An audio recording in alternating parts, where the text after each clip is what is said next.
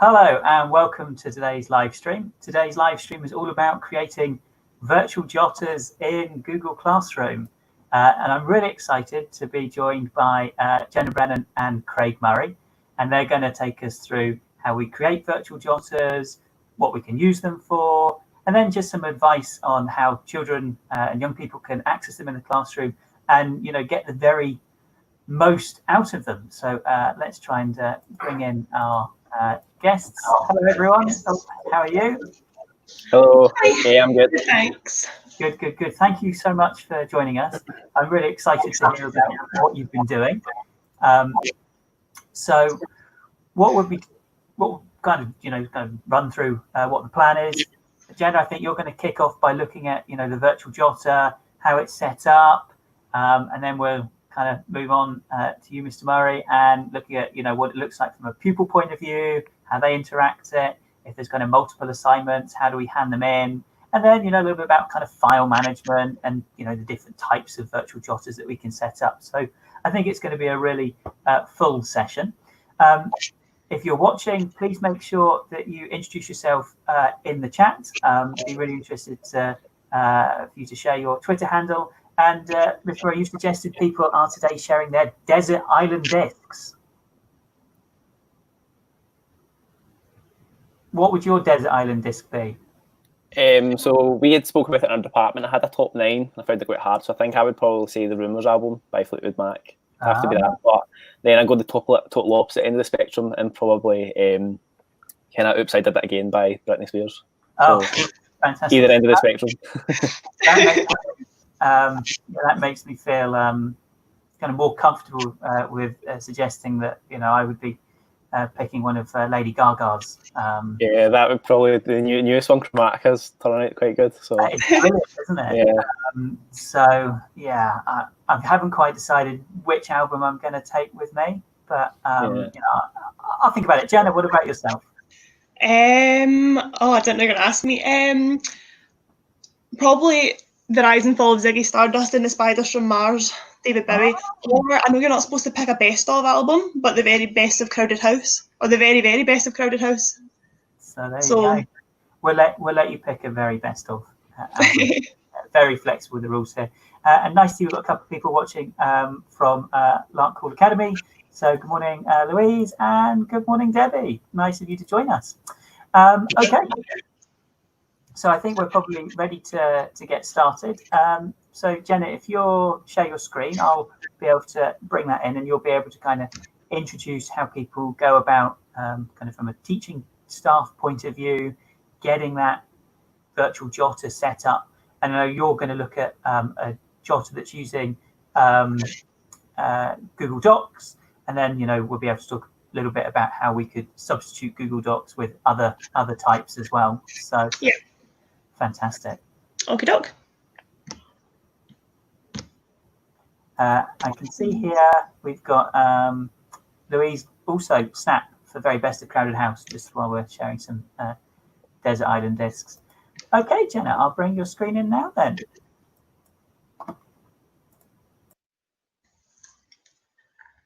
Okay, so hopefully everyone's able to see my screen okay. So Craig and I have set up a kind of fictional Google Classroom that we're going to be doing this in. So you can see here that I've already posted some work for my class for this week. The way we're going to do this is Craig is going to act as our kind of fictional student. So he's already been added to this classroom as a student, and I've assigned him some work to do. So Craig and I are both history teachers. So he's got a wee Atlantic slave trade question that he's going to answer, and then it's just attached to this announcement. And he would then know that this is to be completed in a virtual jotter. So what I'm going to do just now is show you how to set up a virtual jotter. So firstly, what you want to do is go to the classwork stream, or the classwork tab, sorry, at the top of your Google Classroom. Then you are going to click on Create, as you would whenever you're creating any kind of work, and then click on Assignment. Okay, so we call these virtual jotters. I don't know if people do something similar and call them something else. but we would generally call these virtual jotters. So that is the title that we put in. And then you can optionally put in some instructions. What we find to be quite helpful here is if you remind pupils that they have to click on hand in once they've completed each piece of work. So here you could just type, this is your virtual jotter, which you should use to hand in any work that you complete in class. And then please remember to click hand in before submitting work. That way you get a notification. Someone commented on the YouTube video actually that we put up asking if you are given any notification when a pupil hands in work, and you do, if they click the hand in button, you will get an email to say that work has been handed in to you. So that's really, really helpful for us in terms of keeping track of who's completed work or not. So what we're going to do here, title, little instructions, I'll just write, please remember, oh, that's not remember, to hand in. Okay, you might want to write something a bit more lengthy there. So what we're going to do, once we've got our title and our instructions, is we're going to click on create. So this obviously depends on the type of document that you want your pupils to be working on. So for social subjects or kind of literacy-based subjects, you might want to be using Google Docs. So something that just allows pupils to write information down. However, if you are in a DLE-based subject or possibly another kind of art or things like that, then you might want to click on Sheets or create a different type of document for pupils to hand in work on. Like I said, today I've assigned some work to do, which is some National 5 questions. So I would just go to create, not add. We're creating a brand new document and we're clicking on Docs. So what that'll do is create a brand new Google Doc for me and bring it up in a new page that you'll see on the screen. This might take a wee second to load up. Okay, once your page is loaded up, the first thing you want to do is change the name from untitled document to virtual jotter. So I'm going to type that at the top here.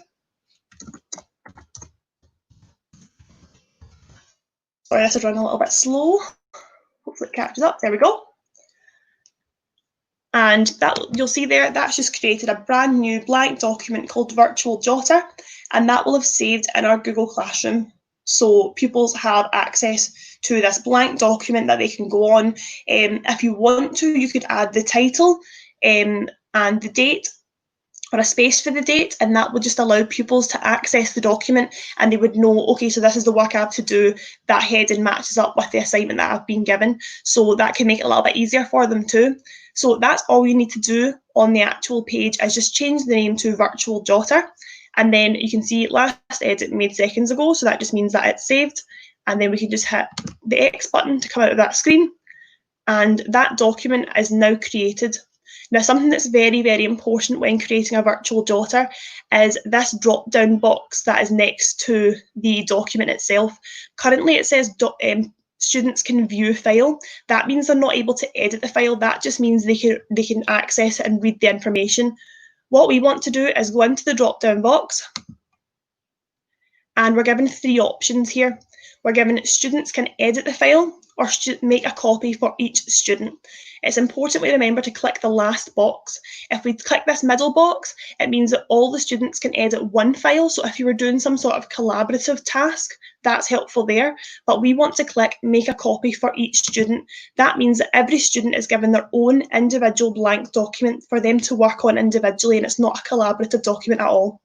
So on the left of your screen here, you should have a title, added some information, and then have your new document ready with make a copy for each student.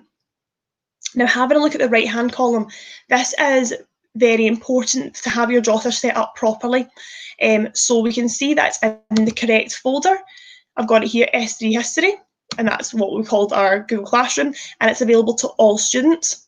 Now, something that Craig and I have found, we've had some questions on this by members of staff that have emailed us, saying that they were not given the correct tabs, saying that work's been handed in and things. What you want to do is you want to make your work unmarked. It will come up with 100 points. You want to just make it unmarked. That way pupils can submit the work, you can mark it, and then you can give it back to them, and they can work from one document, and it's not got a kind of defined mark at the end of each, at the end of the assignment. So you want to make sure it's definitely unmarked. No due date. If you want to continue using the same jotter over and over again, then you don't want to put a due date there. If you want to, though, you can set up a topic that keeps it all together. So I like to put it underneath a virtual jotter topic, and it just makes it really obvious for the kids to see. The rubric and things we're not going to have a look at today. That's not particularly relevant to what we're talking about, so I'm just going to leave all of that blank because we're going to continuously use this jotter throughout the year for the class. So this is what your virtual jotter setup should look like. Make sure it's in the correct folder, available to all students, and definitely unmarked. Okay, and then I'm just going to click Assign. And what that'll do is it will pull up on my Google Classroom page. So that's in the classwork. And then if we go into Stream, it's also available there. So J. Brenan posted new assignment virtual jotter. And what I'll really quickly do is I'll just show you. If we go back into classwork, click on virtual jotter and view assignment. Currently, we have handed in and assigned. So this has been assigned to my one pupil in the class. What will happen is Craig will take you through this from the student perspective, and then what will happen is it will come up with handed in, and then it will give you a third tab where you can see that you've handed back the piece of work to your pupils.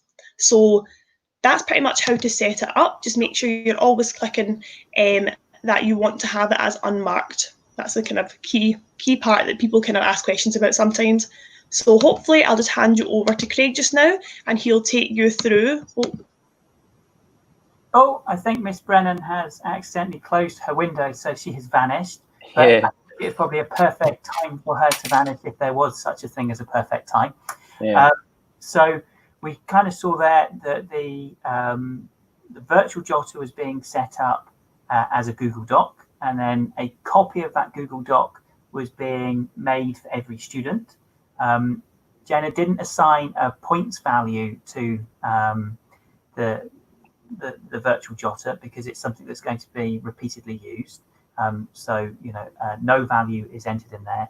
And then hey Jena, and then it's okay. I've been filling.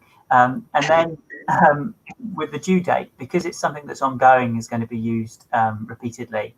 Then we haven't used a due date.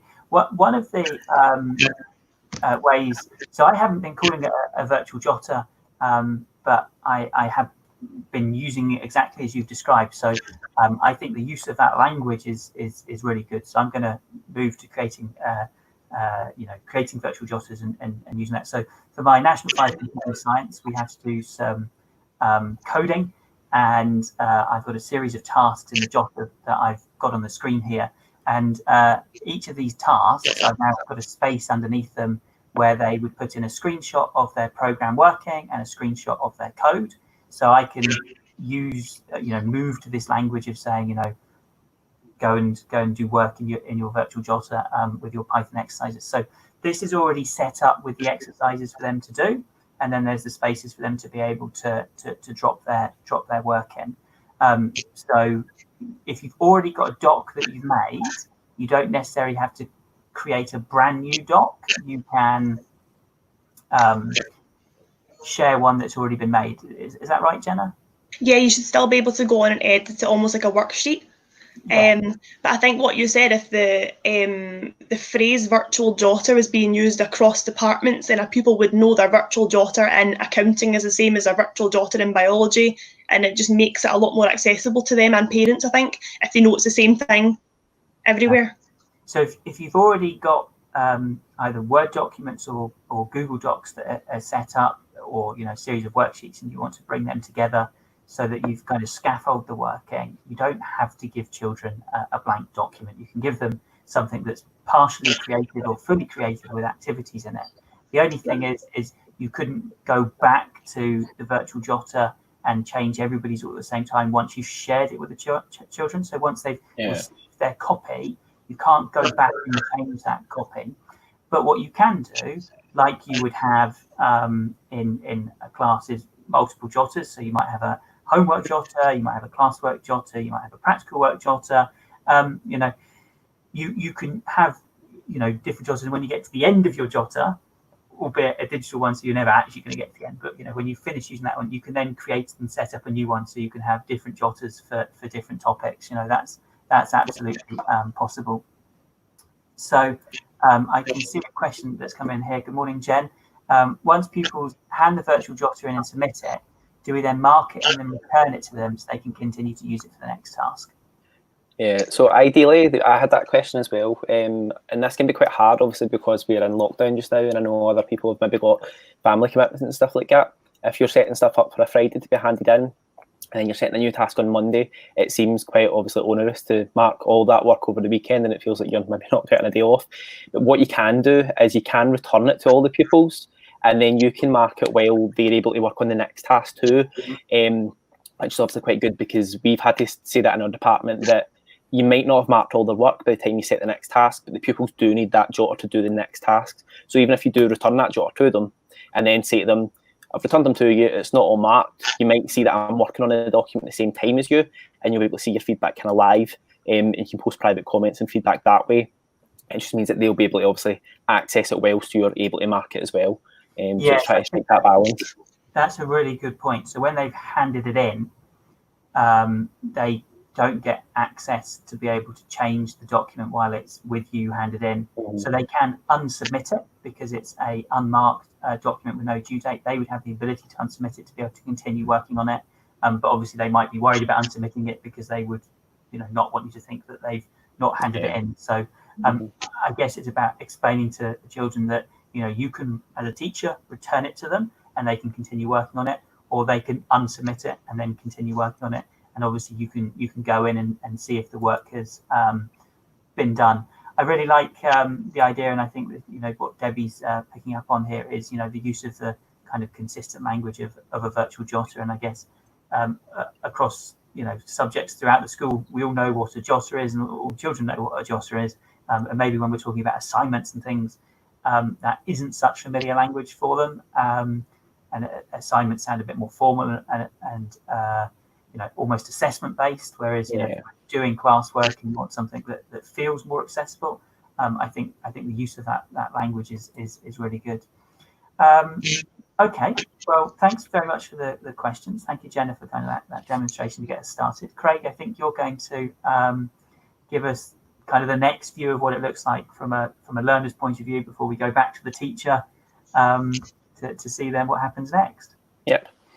Fantastic. I'll bring your screen in then when you're ready. Fantastic. Yep, I'm ready. Here it is. So obviously I've been added to this classroom with Miss Brenan, and I am the pupil, so you can kind of see it from a pupil's view. So this will probably help pupils that are watching, any parents or carers as well. Maybe help teachers a wee bit, just get their head around what obviously a pupil can see. So obviously I'm in this classroom, and I want to talk a wee bit about the tabs at the top first of all. So the stream is obviously what shows up first when you click on a Google Classroom. And the stream is basically like Facebook, Twitter, Instagram. It's basically a chronological kind of list of what your teacher has posted. So looking at that, I can obviously see that Miss Brenan has posted a question for me to do and a document with the questions in it. And she's also posted the virtual jotter as well.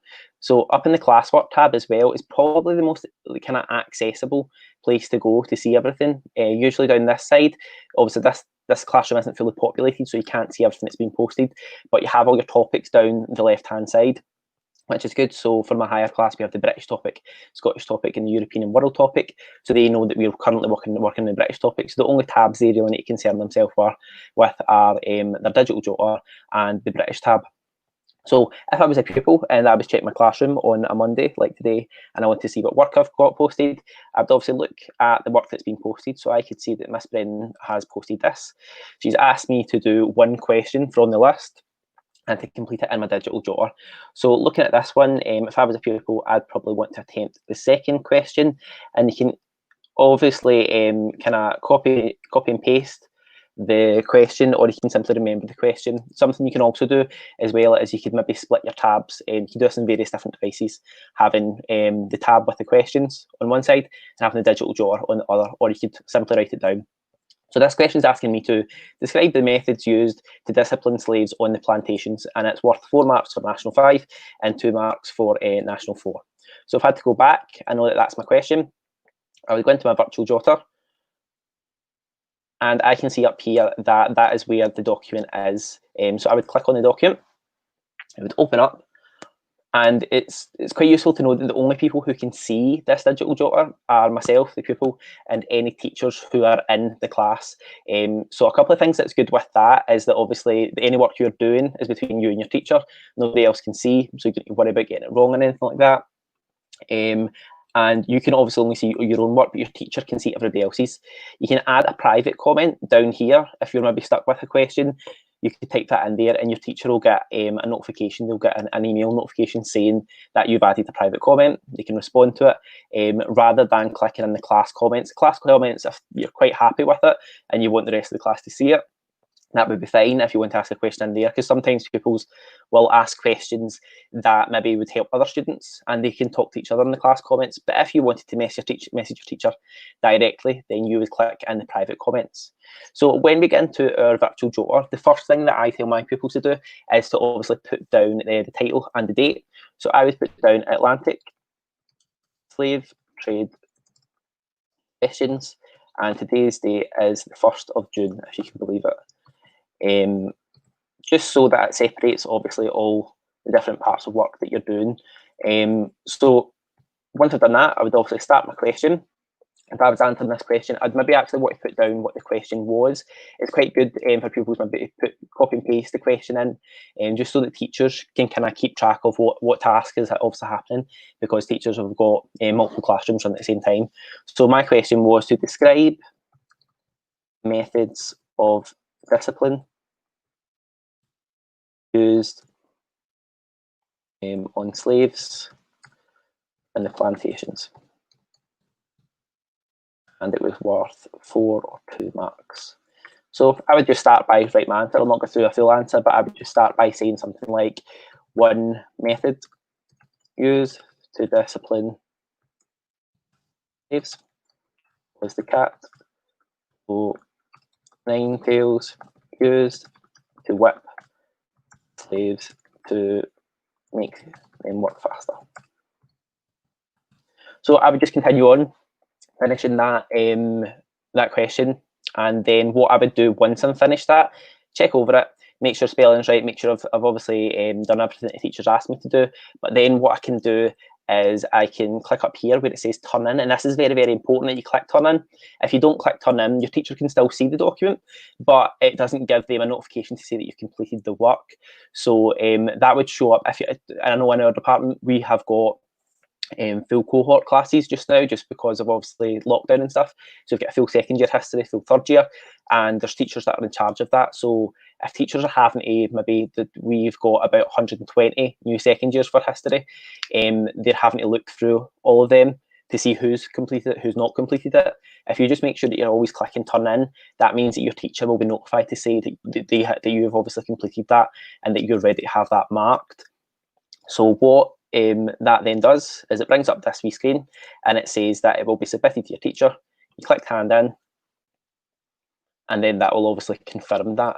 So that will now send to your teacher. Miss Brenan will now get a notification saying that I've handed that work in, and she can obviously now look at it. She can give it a remark and give me some feedback. What you've also got the option to do as well is you've got the option to click unsubmit. So if you maybe feel as if, oh no, I've not answered that properly, you've not completed all the questions, you can click unsubmit. And what that will do is it will tell your teacher that you've unsubmitted it, but it will bring the document back to you and it will allow you to work it in. So when it's sitting at handed in, you can't edit that document. It's now sitting with your teacher. But if you do click unsubmit, then you can make any changes, and then you could obviously click hand in as well. Something worthwhile talking about too is obviously when you're in your Google Classroom, your teacher might post some of the work that you have to do as an assignment. So they might have the lesson for that week as an assignment, and when you click on it, it's maybe got a document that's got the instructions, what you have to do, and what they're expecting you to do. So you do have the option of clicking on that assignment and then saving a version of your virtual jotter and attaching it to that assignment. But for teachers, that's obviously not so good for us, because if we're posting multiple assignments, it means that different copies of your work are in different places. So what we would say is always go to your virtual jotter and do your work in there, and then hand it in that way. And then that way your teacher's obviously got one copy of it. That means that when we obviously come out of lockdown, when we're back in schools and stuff, it makes it a lot easier for us that we could go into the digital jotters, or the virtual jotters, and we could obviously print off that full document that's got all your work, rather than going through individual pieces of work that you've maybe handed in over time. So it's quite good for that. And I think that's everything that I need to cover just now in my part. So I'll hand back to Mr. Vosser. Great, thank you very much, Craig. That was really good. I guess there are just a couple of things that we need to think about for us to be able to get the most out of it as teachers. So one of those is when we're in the Google Classroom, we place the virtual jotter in terms of ease of access. So Jena, in your part, you suggested really nice idea that you create a topic called virtual jotter, and then you can choose which orders topics appear in on the Google Classroom. So I would suggest that virtual jotter should be sat near the top. Yeah, I'll always pin it kind of as close to the top so it's there for them. Yeah, so that makes it an easy place for them to find. And then I don't know if you want to share your screen again and just explain a little bit the difference between when people are setting work for the virtual jotter, how they could post that as an announcement, or they could post that as an assignment in the classwork page, and just what differences look like and how they work. Would that be possible? Yeah, I could do that. Fantastic. So just while you get that set up, Laura Bernstein has asked, can people upload handwritten responses and images into their virtual jotter? So absolutely yes. One of the features in Google Docs is the ability to be able to insert images from other places. So if they've got a photograph on their phone, I'll hopefully, yeah. So if I go insert image, so I can upload, because I'm on a computer, upload from my computer. But if they were using their virtual jotter on their mobile device, they would also get the option to be able to insert from the camera as well, which would then allow them to take pictures. So I think that's really nice. They can take photos and then stick them in as well into their jotter. And the nice thing about kind of photographs and written work all being collected into the one virtual jotter is if you want to be able to kind of print everything off as a portfolio, you've not got, say, 5 or 6 different attachments to a Google assignment. You've got it all in the same document. So that's really useful. Okay, Jena, I've got your screen on there. If you just want to show us kind of announcements and classworks, so we can see what that looks like from a teacher point of view. Okay, no problem.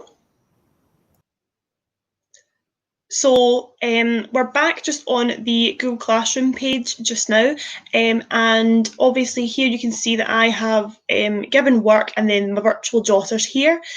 What Ian is talking about is if we go into classwork and then we click on create. So if I want to give, if I was going to be giving some questions out for a class, if we click on assignment to give out the work, that means that there is a sort of separate document that pupils can access to upload work. So what can be quite handy is if you upload it as an announcement or as material. So what I'll generally do is, if it's just a bank of questions that I want pupils to answer and I don't want them to, I want them to use their virtual jotter and not get confused and try and upload it using an attachment to an attachment to a what's the word I'm trying to think of? An assignment. An attachment to the work that I've uploaded. I want them to use their virtual jotter. I will do it as an announcement. So what I would do is I would just type in this box here saying, work for week beginning Monday, 1st of July, or sorry, June, and I would attach the work to this document instead. So that means that I would just come up as an announcement with their sort of basic document attached, and that way I would mention in that announcement, please complete this work in your virtual jotter, and then they would know to click on the virtual jotter to upload their work, as opposed to trying to do it using a a kind of separate hand in, so that it keeps it all in one place. So uploading your work as an announcement instead of a assignment can make sure that you're keeping it all together, because it kind of forces them to use the virtual jotter instead of the kind of extra hand in feature on an assignment. I think that's a really good tip, Jenna. If we're wanting students to be kind of forced into using the virtual jotter, if you haven't created a new assignment, then by putting it up as an announcement, the only way they can hand that in is if they use the virtual jotter. And I think, sorry, I got tongue-tied and forgot the word assignment there. no, that's okay. So I think Louise has just made a good point in the chat there. This definitely works better with a regular class than with a full year group. So if you've got full cohort classes, it can be quite big to manage. So, I think this is definitely a tool to be used when we're kind of returning to blended learning and, having a consistent terminology in terms of we have virtual jotters and this is how children access them. I think it is really good. So did Craig hand his virtual jotter in for marking, Miss Brenan? Let me check. Did you, Craig? I'm sure I did. Sure I did it on time. Let me have a look. It's not late. I think it might only be 1 out of 4 though, so some feedback needed. Yes, it's been handed in, so I could Do we want to look go ahead and show. Yeah, that'd be really good. Right, I'll quickly just set my screen back up. So I think one of the nice things as well about having the virtual jotter as unmarked, it means that we're putting the kind of comments and any kind of grading that's happening into the document. So we're then encouraging young people to go in and engage with the comment marking and to see the feedback. And they've also got the option as well then to be able to act on the feedback that they've been given. So it's not necessarily having it in one static assignment where they'll hand their assignment in, they get the feedback, and then they might not look at it again. By using this virtual jotter, they'll be returning to that place again and again and again, which means hopefully they will see the feedback and they'll be able to go in and make changes. So let's see you, Jenna, giving that feedback.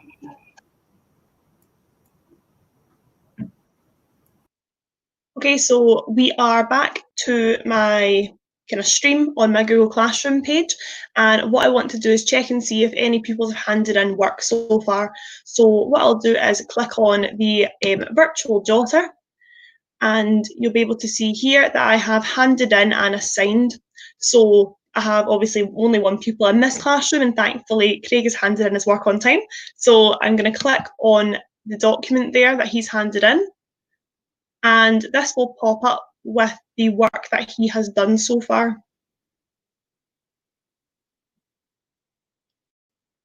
So this is the kind of general layout of the work once it's been handed in. Obviously, it's just taken a wee second to load there.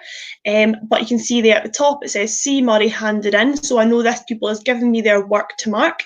And down the side here, there are your private comments here. So if Craig had been working through this and had gotten stuck on how to complete a National 5 described question, he might have popped a little question in there to say, to ask, how many marks is this worth, or to ask kind of general question. He can type that in there, and I would have got a notification, an email to say that Craig had asked a question, and I can then get back, like he's explained, and give him some feedback privately, which a lot of kids I think use a lot because they don't want to, kind of emailing you could be a bit of a faff, and they also are a bit worried about putting a public comment up. They get a bit nervous about that, so that's a really handy tool.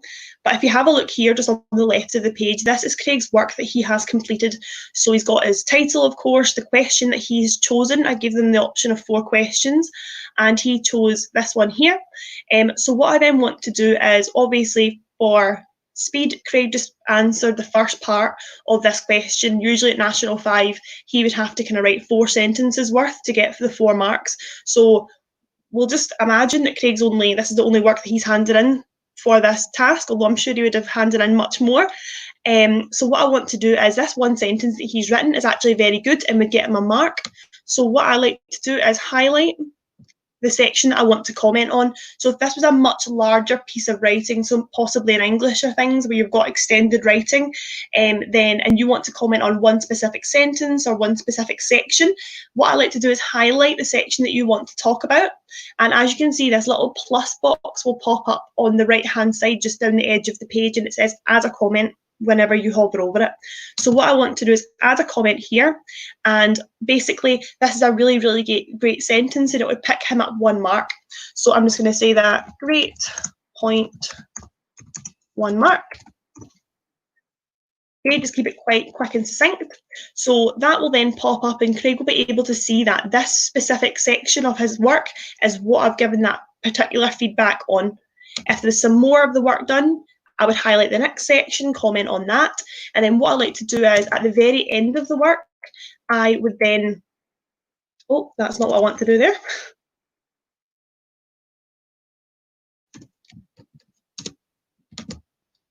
Want to come out of this, sorry, I've managed to, if that happens and you accidentally, like I've just done, make a mistake, you can just reject suggestions, so it just takes it away from there. What you can also do, as I've just remembered seeing that there, is if the pupil had made a mistake there, or had said something like not worded very well or inaccurate information given, then if that pupil then went back in and, you know, you have a particularly keen pupil who wants to take their 3 out of 4 answer and make it 4 out of 4, and if they go back in and, you know, change their work to bring it up to the right standards, then you can hit resolve, and that says that the pupil has gone in and has done what you've asked them to do. So that can be quite good. The way I would think of it is writing an essay in English, and you hand in a first draft, and then they could make a change and hand in a second draft. But what I am going to do is, once I have finished with that, I am, again, I've done the wrong thing.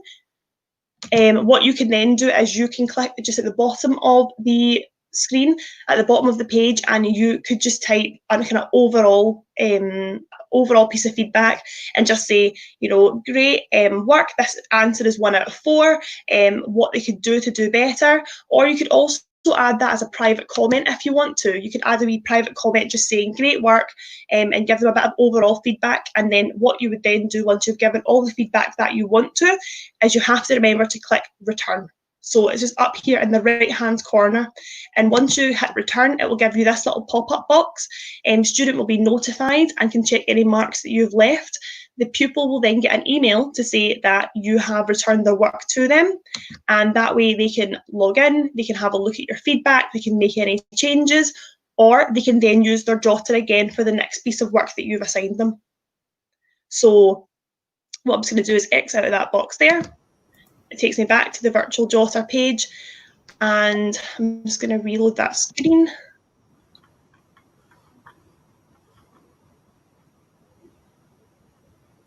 And obviously if you had any other pupils, what would happen is that would be finished, and you would then be able to check the next pupil's work and continue to work through like that, and it comes up saying they've handed it in, so that it's all there and very easy to access for you. There you go, that's what I was looking for. 1 returned. And if you had any more handed in, you could just click on that and find the ones that have been handed in. Yes, I think that works really nicely, Jenna, that feature of being able to click on, say, handed in, assigned or returned, and be able to kind of filter down. So, you know, with a class of 1, it's obviously really easy to find who has got what to do. But no, I think that's really useful. So, Mr. Murray, you've obviously now seen that you've got some feedback on the document. Do you want to just kind of give a demonstration of what that looks like and how you could respond to that feedback? Yeah. So I've shared my screen, yeah? Yeah, and you're on.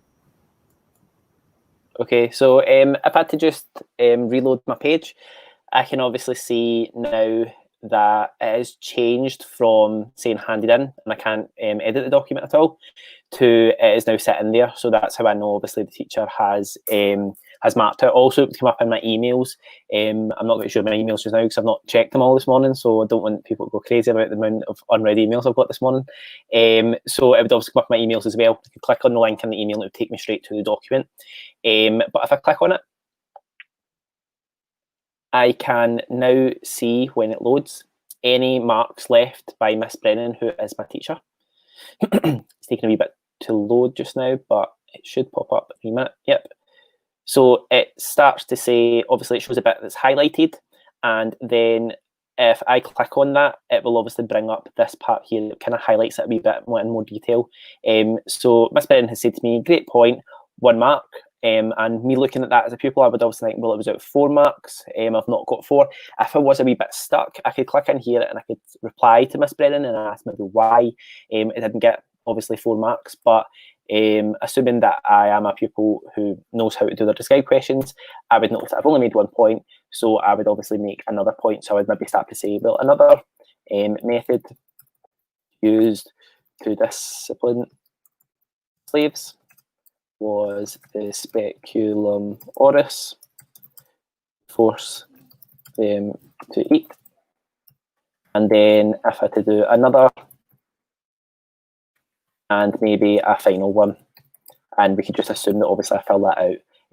I've took on obviously board the feedback that Miss Brenan said.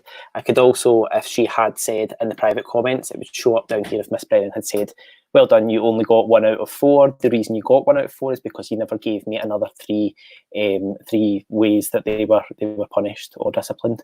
So that's quite good to see that. Then what I could do there then is I can actually mark it as resolved. So if I know that I've done what my teachers asked me to do, so if she said obviously great point, 1 mark, I know that I can take that away now because I've obviously wrote my other points and I can click resolve on that and it goes back to just being a blank document, which is quite good. So those comments will always show up until you resolve them. So I mean, you might get people just click and resolve on them, but for like my higher class, it's quite good because we are currently building up essay plans just now. So when I'm commenting on their essay plans, they can then change that part of the essay plan and click resolve. And then I can go back and look at it and make sure that they have resolved it. And then it's all kind of a working document, as it were. So what I would then do once I'm finished that is I would click turn in again. And then it'll ask me to obviously confirm 1 attachment will be submitted for virtual jotter. You can hand it in. And then what that would do is that would bounce that back to Miss Brenan again, and she would get another notification saying that I have resubmitted a document. She can then open it up, check if I've resolved it, and then go on from there. So I think that was really interesting there, that it then came up just saying your access had expired on the document. I don't know if you can get back onto that document. Yeah. So that's because you've handed in the document now. Because the document's been handed in, you as a pupil no longer have access to it. Now, what's important to note is Miss Brennan's got access all the time because she is the teacher. So teachers always have access.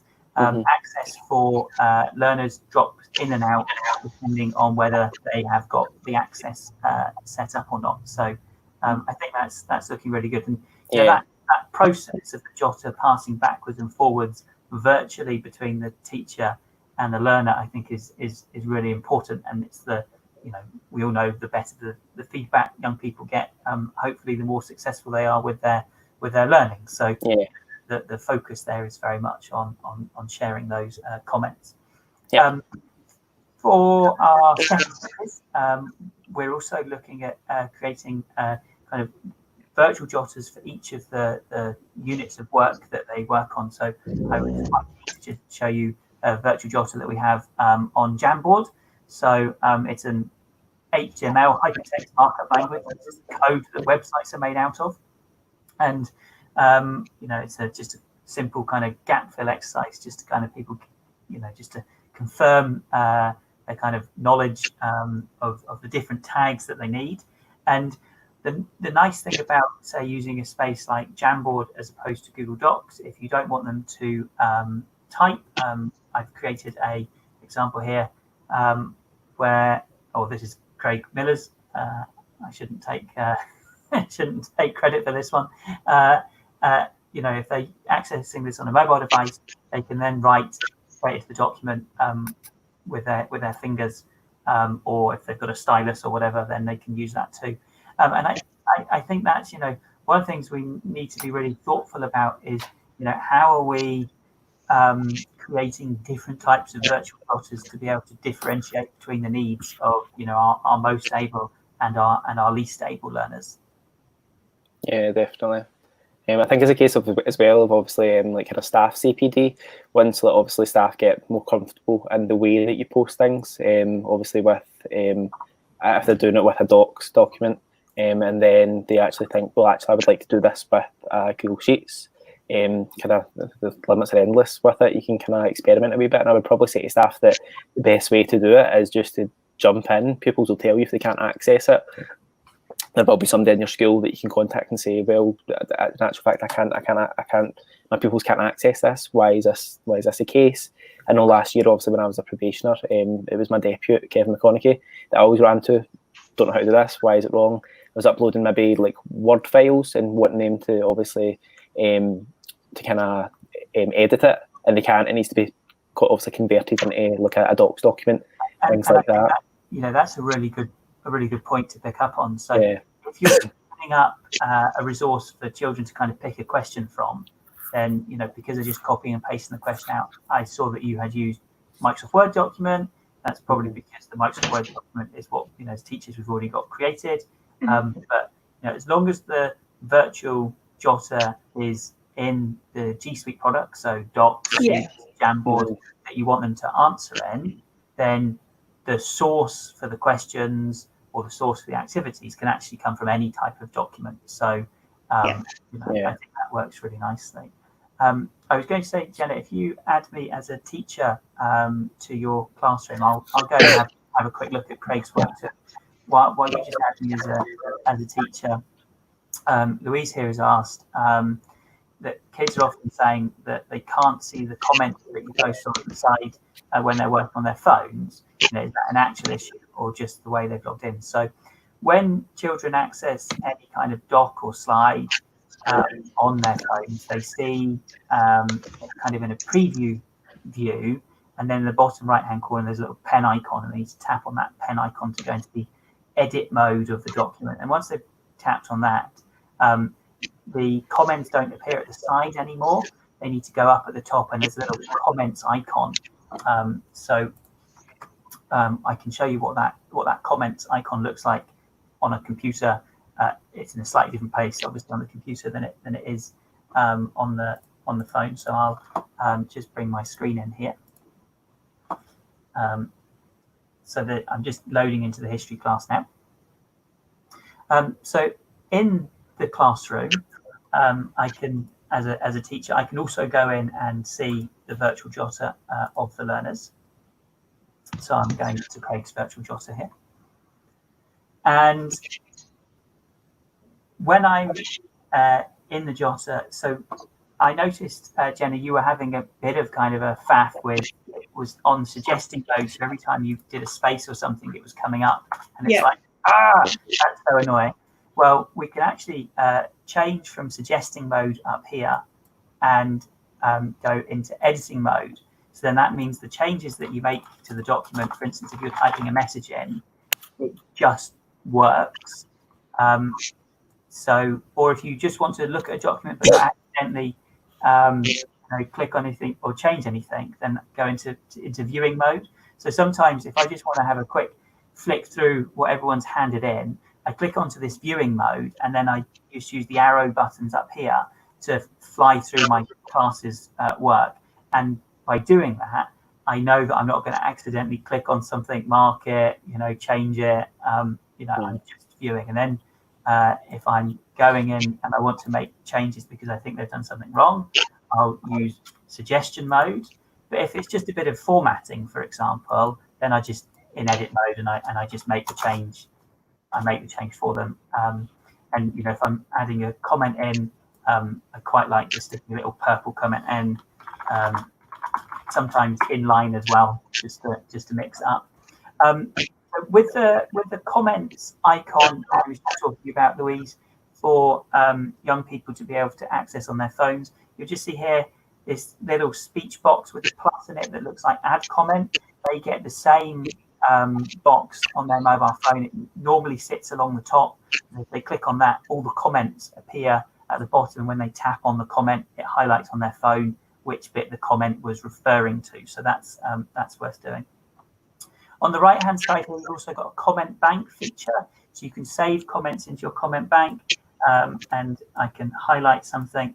And if I click either up here or here to make my comment, if I use the hashtag, so let's say I'm going to say that's got great facts, I can type in the hashtag and then my comment bank comments load, and then I can select the comment there and then post comment.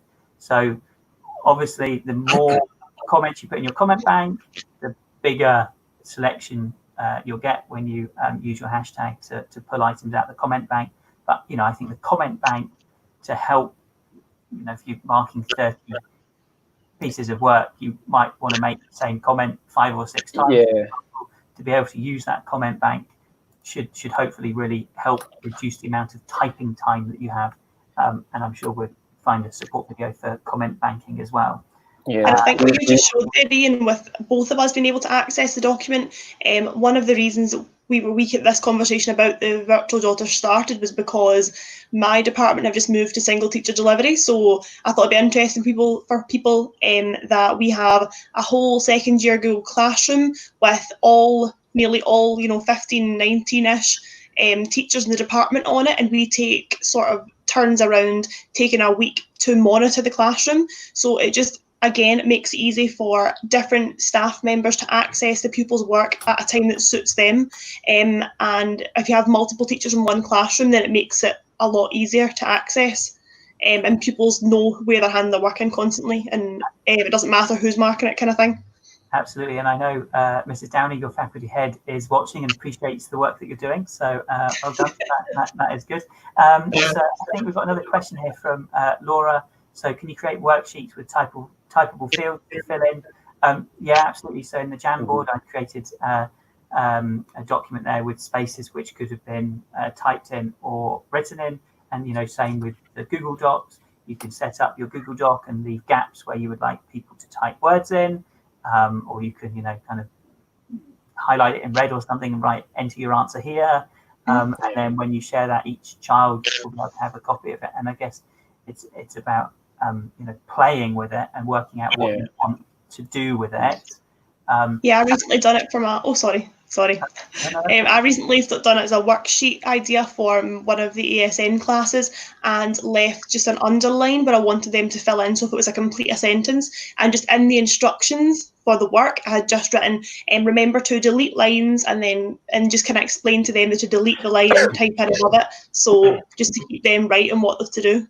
I was the same last night with my higher class. They've been building up their templates and stuff, and their templates are essentially, it has a factor at the top and it has knowledge, analysis plus evaluation, and there's empty fields next to it, obviously they can fill in. And last night I wanted to post just general revision questions. It was 30 questions on all factors, short answers.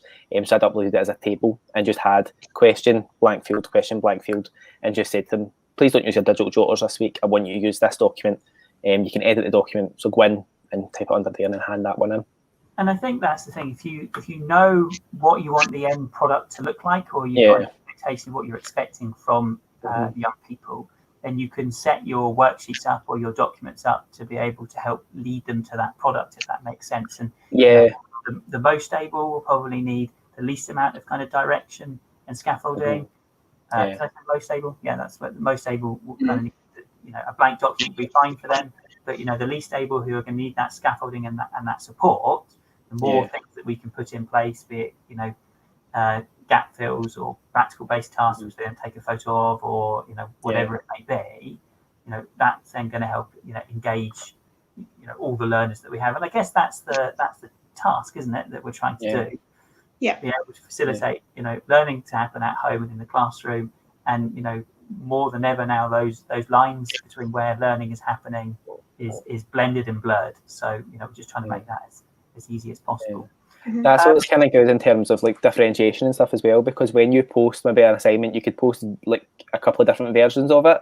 but you can select the pupils who can see that one. So if you know your class very well, obviously it's hard with timetable changes just now, but if you knew your class quite well, you could post obviously the one without scaffolding for those pupils, and they can only see that one.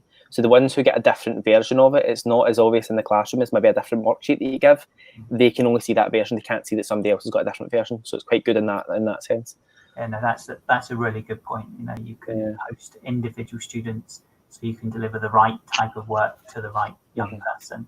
Yeah. What I also really like is because you've assigned it via Google Classroom, it's automatically added the learner's name into the title of the document. If you're using Google Drive, for example, you can easily find all the work by that learner just by typing their name into the search bar. We won't demonstrate that happening. People can just give that a go. Other kind of children's names and stuff, you know, real learners will pop up because you know, we're operating in the Glow environment, which is a live classroom environment. But type the names into Google Drive to be able to find all the work by one person is really good. That's been quite beneficial for me this year. Like with my SAC remit, obviously I'm like a mentor to a couple of pupils, and their teachers have added me into their Google Classrooms as a teacher. So it means if I'm trying to like do attainment statistics, see how many are engaging with different classes and stuff like that, I can take that one pupil's name into my drive, and it will show up maybe their history digital jotter, their modern studies one, their business studies one, whatever one it is. You can click on them all, and rather than emailing teachers individually, I can see if they're engaging with the work, which is quite good. So if you maybe want a certain group of pupils that you want pupil support to see, if they're engaging, you can add them as obviously a teacher to your class, and they can dip in and out of it if they need to. Yeah, no, I think that's really good. So thanks very much, everyone, for watching our live stream. We'll kind of just make a few kind of closing comments, but across all the live streams that we're doing, just always looking for feedback. Just a short bit.ly link, bit.ly stream 0106, because it is the 1st of June. The 133rd day of the year. That's my interesting fact. First day of summer. And normally it's the 152nd day of the year, but we had to wait a day longer this year because, of course, it's a leap year.